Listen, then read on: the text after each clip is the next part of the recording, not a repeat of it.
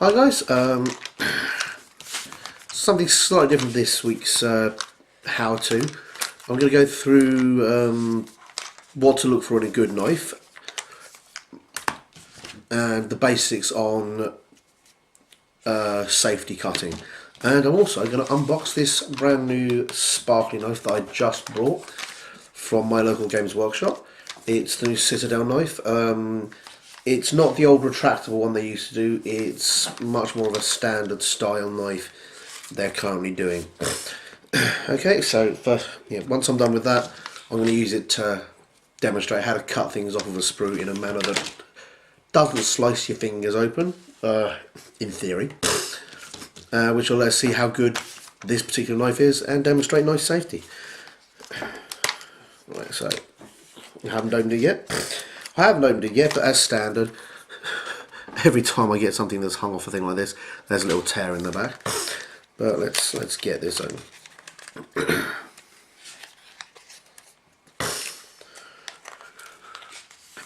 Right. Okay. Comes in a little foam doodad like this, which is very neat. Holds everything neatly in place.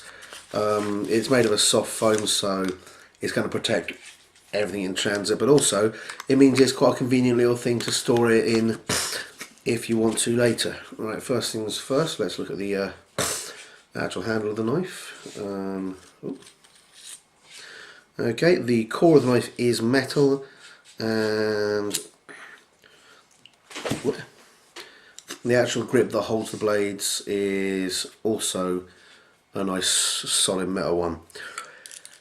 That may seem obvious to you, but you can get a lot of them where this bit's metal, this bit's plastic, the whole bit's plastic, or despite the fact that the end is metal, this bit, or even this bit, is plastic. Having it as metal, the whole thing as metal means it's much better and it's much more reliable. Now, for those of you unfamiliar, the way this kind of knife works is this bit goes in here and gets screwed in. And as you tighten this bit, you should be able to see it. As you tighten this bit, this little slot here is pulled back and is closed up so that it grips quite firmly onto the blade. They give you a blade cap, which you can put over the end when you put the blade in, so that you don't accidentally stab yourself or others. When it comes to stabbing yourself or others on purpose, that's up to you. I wouldn't recommend it. You've got this little blade holder, which is nice and solid and nice and firm. And it comes with a pack of blades already in it. These are very sharp, so let's have a look. Be careful, you get 1, 2, 3, 4. It comes with 5 blades to start with, and these are stainless steel blades. I'm just going to very carefully flex. There's a little bit of flex, but not much, which is pretty much exactly what you want. You will get blades that flex more in cheaper knives. You don't really want that, because it means that if you're pressing sideways, or you've got a slight angle at the cut and you're not intentionally, ideally you cut straight, but sometimes you might get a slight angle. If you're trying to get to a certain bit, the blade can flex. That can affect how accurate a cut is and even break the blade. Ideally they want a certain level of firmness in them.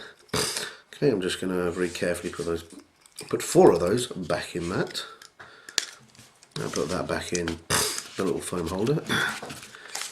It comes out of the little foam holder quite easily, but at the same time goes back into it quite easily as well. So it's actually going to be quite good for storing it. Wait. Then loosen this up a little bit. Very carefully, holding it by the back of the blade. Oop, still a bit tight. So just loosen that up and push it forward. It's the pulling backwards of the screw that tightens up, so you want to push it forward a little bit. So let's do that. So how you insert these is you pick them up very carefully by the base, not the blade, not the tip, and then very carefully holding the back of the blade, you insert them in.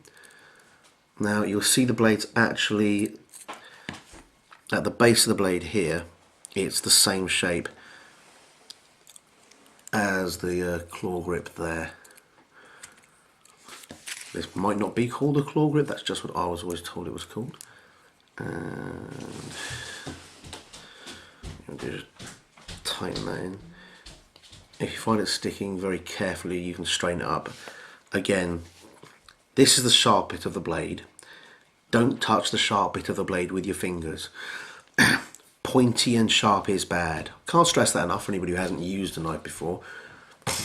So you can straighten up using either the back edge or using this bit here below the sharp bit of the blade. Now I've got it in nice and tough. I'm just going to demonstrate that there is a little bit of wobble still there, so I'm just going to try and tighten it a little bit more.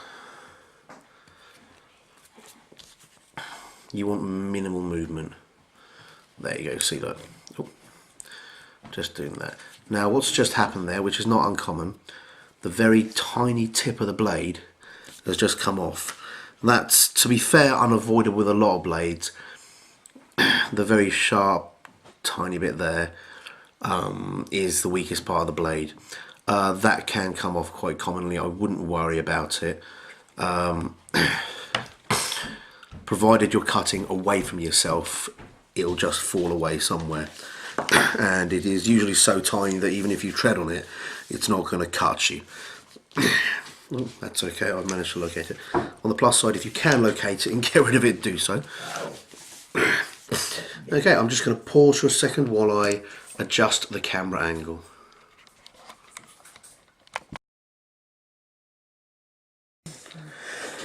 Okay guys, I'm back. What I'm just going to do is, I'm just going to take this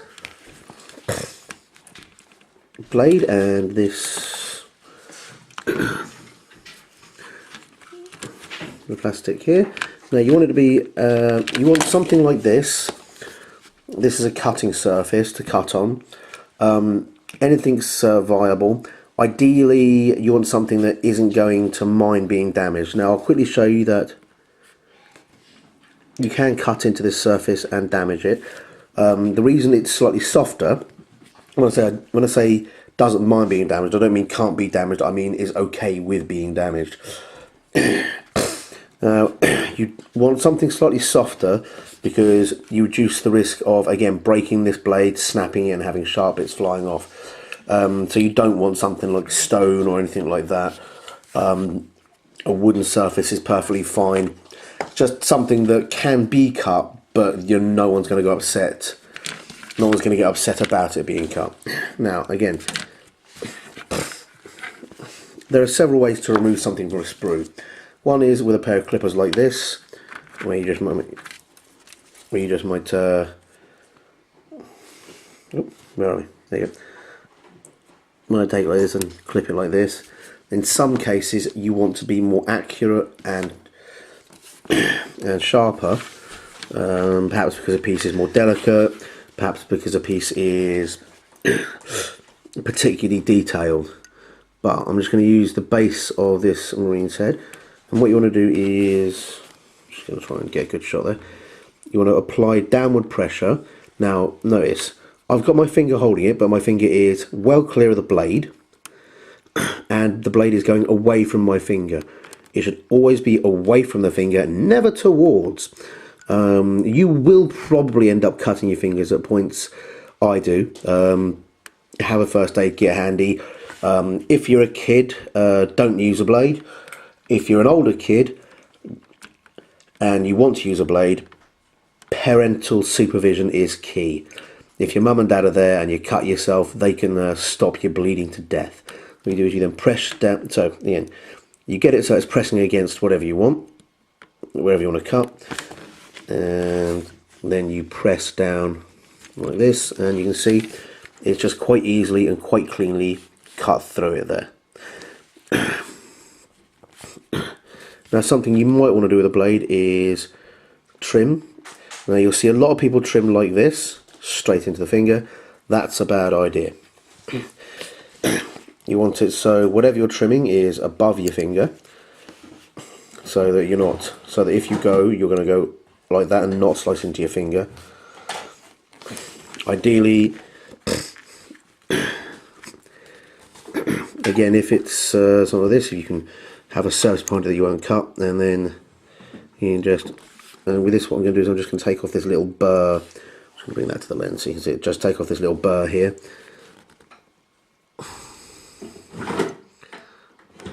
And again. Now, you'll see a lot of people cut like this. I even do it myself.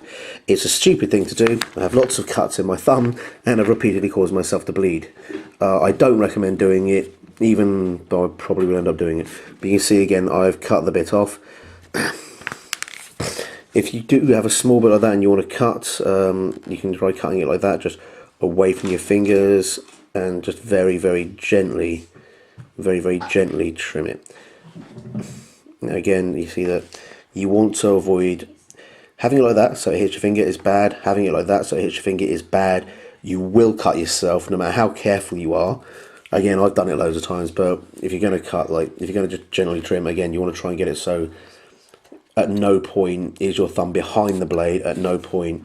And you see, I can trim it like that, and if I slip, I'm not likely to cut myself. Now, quick point on blade sharpness here. I'm touching the blade with my fingers because I'm an idiot. This part of the blade you can see flashing is obviously the sharp part. The sharper the blade is, the safer it is. If you're cutting with a sharp blade, you can apply very little pressure and it'll just take off whatever you need. And you see it's just very nicely shaved off little bits of plastic there. If you need to clean the blade, don't use your finger like I just did. Get something that's not a finger like this, and then you just wipe away from the blade like this to take off whatever gunk or stuff you've got on the blade. Yeah, but this bit of the blade here, which is your edge, is safer if it's sharper. If it's blunt, what will happen is you'll end up having to apply a lot of pressure, and that's when you end up slipping big, and that's when you're more likely to cut into your finger. You know, instead of a minor slip, like that, you're not going boom, and that's when you'll take a chunk out of your finger. That's when it's not fun.